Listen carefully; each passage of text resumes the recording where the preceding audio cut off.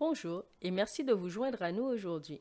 Dans cette courte vidéo, vous allez apprendre comment augmenter votre sécurité lorsque quelqu'un utilise la technologie pour vous harceler, vous menacer ou vous effrayer, en particulier s'il s'agit d'un partenaire ou d'un ex-partenaire. Nous allons explorer les mesures à prendre si vous recevez des messages préjudiciables sur votre téléphone, votre tablette ou par le biais des médias sociaux. Nous savons à quel point cela peut être accablant, mais vous n'êtes pas seul. Vous pouvez agir pour vous sentir plus en sécurité et faire face à la situation. Cette vidéo a été rendue possible grâce au soutien du programme NetGood de l'Autorité canadienne pour les enregistrements Internet. Nous les remercions d'avoir contribué au financement de ce travail important. Avant de commencer, Hébergement Femmes Canada reconnaît que son bureau est situé sur le territoire traditionnel et non cédé du peuple Anishinaabe, également connu sous le nom d'Ottawa. Lorsque nous parlons de sécurité numérique, nous réfléchissons également à la manière dont notre utilisation de la technologie est toujours liée à la Terre. Les serveurs, les câbles et les appareils dont nous dépendons sont construits à partir de ressources extraites de la Terre, souvent sur des terres autochtones volées. Dans le cadre de notre projet Sécurité technologique Canada, nous nous engageons à réfléchir et à agir en permanence pour remédier à ces injustices.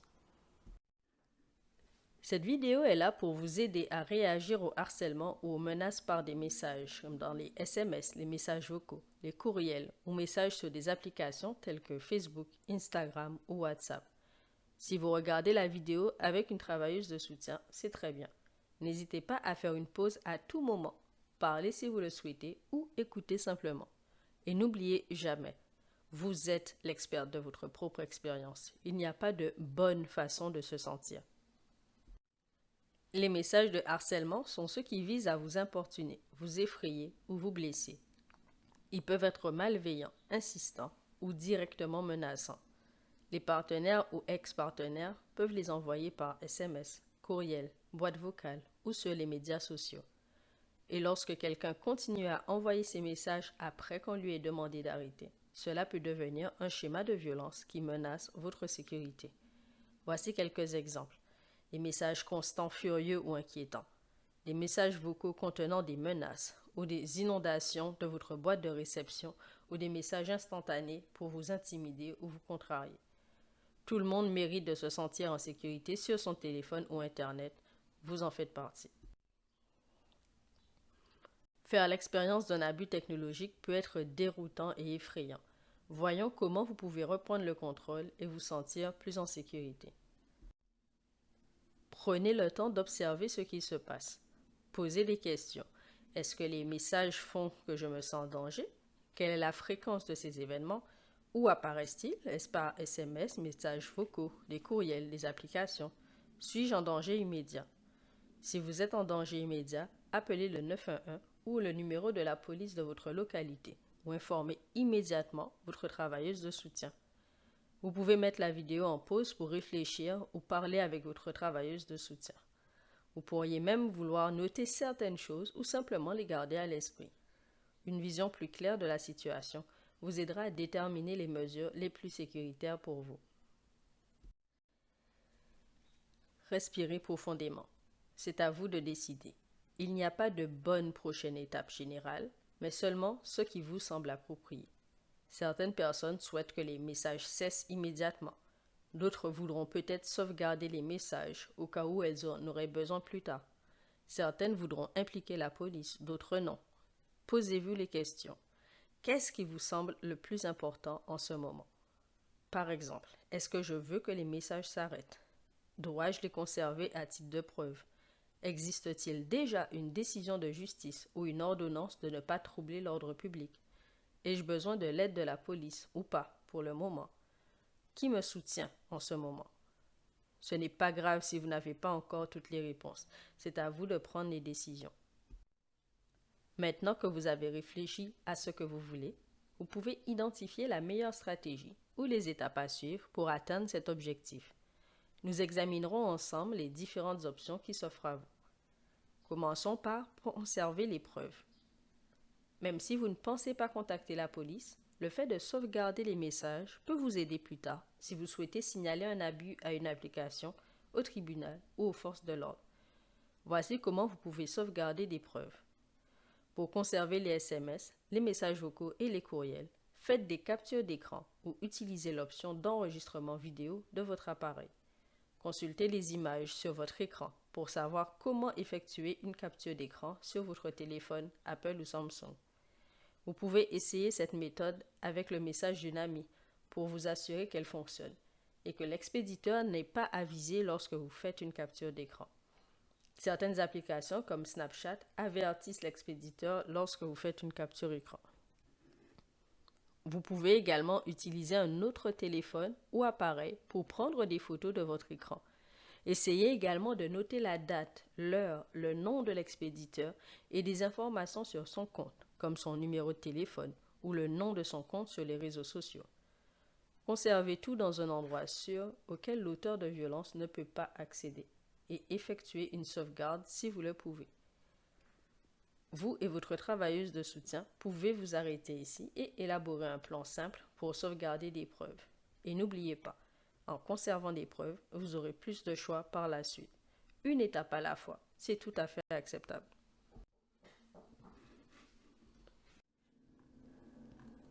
Maintenant que vous avez réfléchi à ce que vous voulez, vous pouvez identifier la meilleure stratégie ou les étapes à suivre pour atteindre cet objectif. Nous examinerons ensemble les différentes options qui s'offrent à vous. Commençons par conserver les preuves. Même si vous ne pensez pas contacter la police, le fait de sauvegarder des messages peut vous aider plus tard si vous souhaitez signaler un abus à une application, au tribunal ou aux forces de l'ordre. Voici comment vous pouvez sauvegarder des preuves. Pour conserver les SMS, les messages vocaux et les courriels, faites des captures d'écran ou utilisez l'option d'enregistrement vidéo de votre appareil. Consultez les images sur votre écran pour savoir comment effectuer une capture d'écran sur votre téléphone. Vous pouvez essayer cette méthode avec le message d'une amie pour vous assurer qu'elle fonctionne et que l'expéditeur n'est pas avisé lorsque vous faites une capture d'écran. En effet, certaines applications comme Snapchat avertissent l'expéditeur lorsque vous faites une capture d'écran. Vous pouvez également utiliser un autre téléphone ou un autre appareil pour prendre des photos de votre écran. Essayez également de noter la date, l'heure, le nom de l'expéditeur et des informations sur son compte, comme son numéro de téléphone ou le nom de son compte sur les réseaux sociaux. Conservez le tout dans un endroit sûr auquel l'auteur de violence ne peut pas accéder et effectuez une sauvegarde si vous le pouvez. Vous et votre travailleuse de soutien pouvez vous arrêter ici et élaborer un plan simple pour sauvegarder des preuves. Et n'oubliez pas, en conservant des preuves, vous aurez plus de choix par la suite. Une étape à la fois, c'est tout à fait acceptable. La plupart des applications et plateformes ont des règles contre le harcèlement et vous pouvez signaler les messages abusifs. La première étape importante consiste à enregistrer une capture d'écran ou une copie du message avant de le signaler, car une fois le message signalé, il est possible qu'il soit supprimé automatiquement. Ensuite, trouvez le bouton pour signaler. Souvent dans le menu d'un message, il y a 3 petits points ou plus d'options. Choisissez la raison pour laquelle vous signalez le message, donc intimidation, harcèlement ou menace par exemple. Ajoutez une courte note avec des détails supplémentaires si vous vous sentez à l'aise pour le faire. Quelque chose de simple, par exemple, cette personne envoie des messages de menace et refuse d'arrêter. Enfin, soumettez votre rapport. La plateforme l'examinera, parfois rapidement, parfois en quelques jours. Si quelqu'un menace sérieusement de vous blesser ou de blesser d'autres personnes, envisagez de contacter la police ou demandez de l'aide à votre personne de confiance. Votre sécurité passe avant tout, toujours. Si vous envisagez une action policière ou judiciaire, vous n'avez pas à prendre de décision maintenant, mais conserver des preuves peut vous aider à défendre votre cause à l'avenir. Si vous souhaitez explorer des démarches juridiques, il peut être utile d'en parler d'abord à une travailleuse de soutien ou à une avocate, car un signalement à la police peut déclencher une enquête. Vous pouvez également vous adresser à votre travailleuse de soutien pour mettre en place un plan de sécurité au cas où vous vous rendriez dans un poste de police ou dans tout autre lieu susceptible d'alerter votre ex-partenaire sur le fait que vous envisagez une action en justice. Que vous souhaitiez ou non l'intervention de la police, vous avez droit à un soutien et à la sécurité.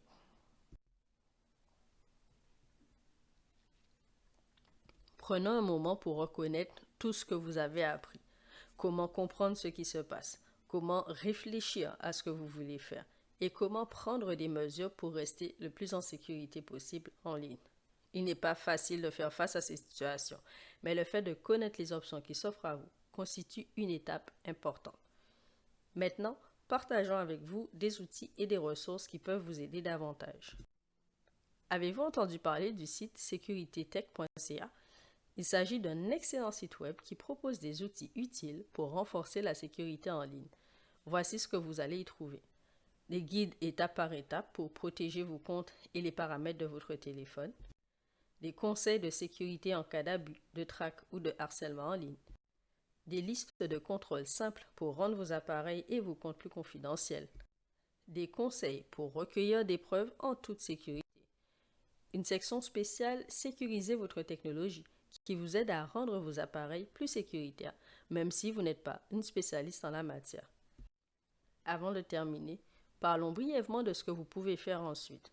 Tout d'abord, vous n'avez pas besoin de tout faire en même temps. Posez-vous la question: est-ce que j'ai appris aujourd'hui quelque chose que j'ai envie d'essayer? Il peut s'agir de sauvegarder un message, d'apprendre à bloquer quelqu'un ou de visiter le site sécuritétech.ca. Si vous travaillez avec une personne de confiance, vous pouvez établir un plan ensemble. Choisissez ce qui vous semble bon et laissez de côté tout ce qui ne l'est pas. Et n'oubliez pas, il est toujours bon de demander de l'aide. Des personnes et des outils sont là pour vous soutenir. Vous n'êtes pas seul. Merci d'être ici et de faire ce pas courageux pour en savoir plus sur la sécurité technologique. Cela peut sembler beaucoup, mais le savoir vous donne du pouvoir. Vous êtes forte, vous avez le choix et vous méritez de vous sentir en sécurité, en ligne et partout. Vous pouvez toujours visiter sécuritétech.ca et parler à une travailleuse de soutien.